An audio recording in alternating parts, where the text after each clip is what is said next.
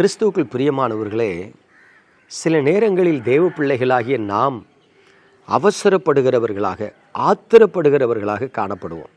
எப்பொழுது தெரியுமா?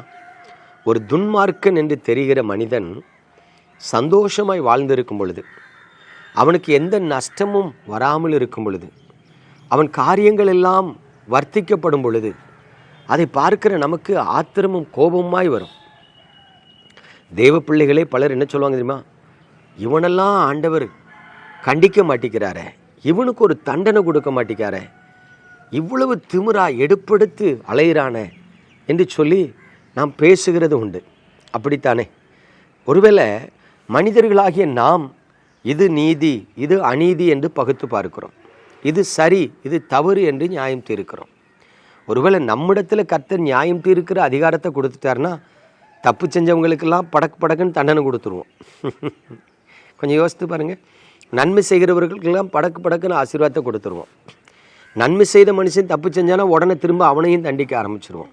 இது மனிதனுடைய பார்வையினால் இருக்கிற நீதி. ஆனால் தேவன் நன்மை செய்கிற மனுஷனுக்கு உடனே ஆசீர்வாதத்தை கொடுப்பதும் இல்லை, தீமை செய்கிற மனிதனுக்கு உடனே தண்டனை கொடுப்பதும் இல்லை. இந்த காரியம்தான் நம்முடைய புத்திக்கு எட்டாத ஒன்றா இருக்குது. நமக்கே சில நேரம் அப்படியே ரைஸ் ஆகும். பார்த்துருக்கீங்களா? நான்லாம் ஒரு அதிகாரத்தில் இருந்தேன்னா அவனை பிடிச்சி உள்ளத்துக்கு போட்டிருப்பேன் அப்படின்னு நம்ம சொல்லுவோம். வேதம் அதை குறித்து என்ன சொல்லுகிறது கவனித்து பாருங்கள். ரோமருக்கு எழுதின நிருபம் 9ஆம் அதிகாரம் 22, 23 வசனத்தை பாருங்கள்.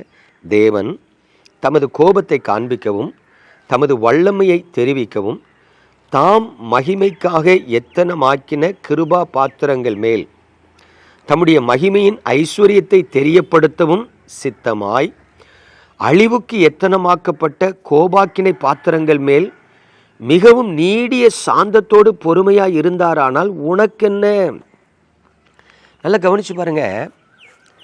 ஆண்டவர் ஒரு மனிதனை பார்க்குறாரு. அவன் நல்லவனாக இருக்கிறான், நன்மை செய்கிறவனாக இருக்கிறான். அவனுக்கு தமது மகிமையின் ஐஸ்வர்யத்தை வெளிப்படுத்தவும். ஒரு மனுஷன் துன்மார்க்கனாக இருக்கிறான், அழிவுக்கு ஏதுவான காரியங்களை செய்து கொண்டிருக்கிறான். அவனிடத்தில் கர்த்தர் பொறுமையாக இருக்கவும் சித்தமாக இருப்பாரானால் உனக்கு என்ன அப்படின்னு ஒரு கேள்வி. இப்போ கவனித்து பாருங்களேன். நாம் எல்லாருமே தேவனுடைய பிள்ளைகள் தானே. ஆண்டவரே ஏசாயா தீர்க்க தரிசன புஸ்தகத்தில் சொல்கிறாரு, துன்மார்க்கனையும் நான் தான் சிருஷ்டித்தேன் அப்படிங்கிறார். கரி நெருப்பை ஊதி சுத்தியலால் அடித்து விக்கிரகங்களை வார்ப்பிக்கிற தட்டானையும் நான் தான் உண்டாக்கினேங்கிறார். இப்போ கவனித்து பாருங்களேன். எல்லா மனிதனையும் தேவன் உண்டாக்குகிறார்.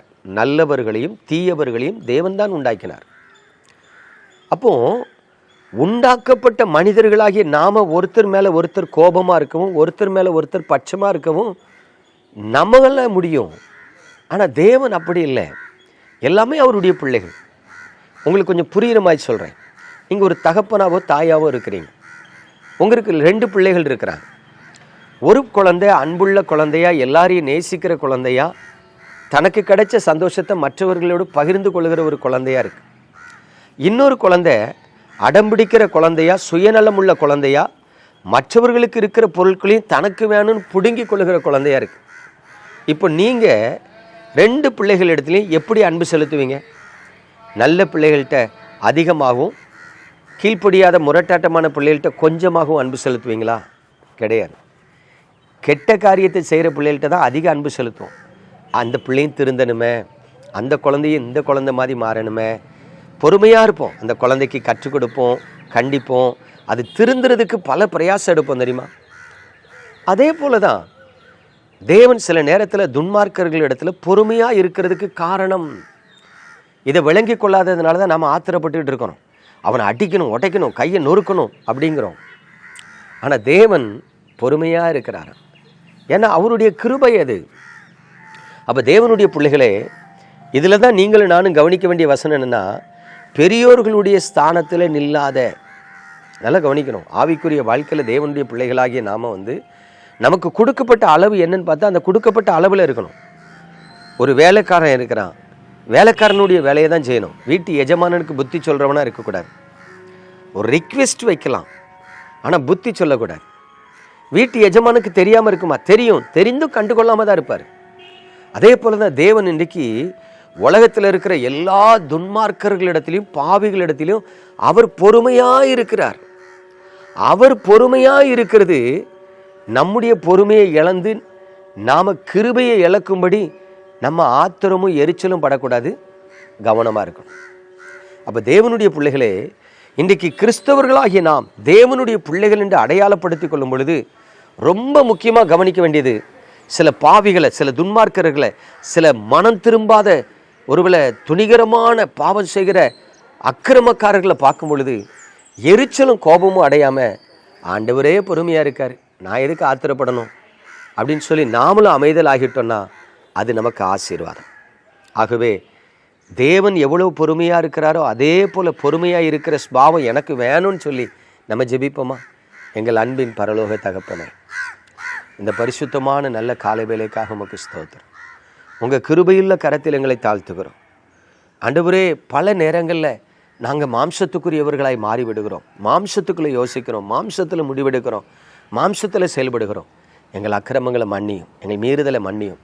உம்மை போல பொறுமையாக இருந்து, உம்மை போல தீமையை சகித்து, உம்மை பின்பற்றுகிற உத்தமர்களாக எங்களை மாற்றும். ஆண்டவரே, எந்த விதத்திலும் சுய புத்தியை பின்பற்றி உங்களுக்கு விரோதமாய் நாங்கள் எழும்பி பாவம் செய்து விடாதபடி எங்களை காத்துக்கொள்ளும். இயேசு கிறிஸ்துவின் அன்பின் நாமத்தில் ஸ்தோத்திரித்து ஜெபிக்கிறோம் நல்ல பிதாவே, ஆம்.